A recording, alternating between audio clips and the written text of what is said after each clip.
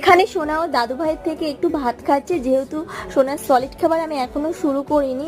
আর সোনার তো মুখে প্রসাদ দেওয়া হয়ে গেছে, তো ওদেরকে তো উপোস রাখতে নেই। তো দুপুরে মায়ের ভাত রান্না হয়ে গেলে প্রথম যে আখন্ড ভাত হয় না, বাবা ওকে 2-3টে টিপে টিপে খাইয়ে দেয়।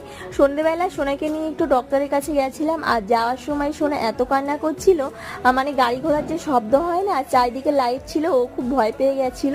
আর ওখানে গিয়ে দেখি ডক্টর এখনো আসেনি, আর ওখানে কারেন্ট ছিল না, তো প্রচন্ড গরম ছিল। তো দেখো সোনাকে একটু একটু করে জল খাওয়ানো আমি শুরু করছি, যেহেতু সোনার 6 মান্থস কমপ্লিট হয়ে গেছে। তো ডক্টর বলেছে এবার জল খাওয়াতে, তো খেতে তো চায় না, তো একটু একটু করে তো অভ্যাস করাতেই হবে।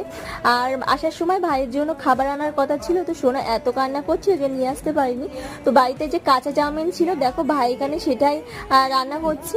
আর এরকম ছোট ছোট যদি মিনি ব্লগ তোমাদের দেখতে হয়, তাহলে কিন্তু আমার চ্যানেলটিকে অবশ্যই সাবস্ক্রাইব করতে হবে, এবং ভিডিওটি ভালো লাগলে অবশ্যই লাইক দিতে হবে। এখনকার মতো টাটা।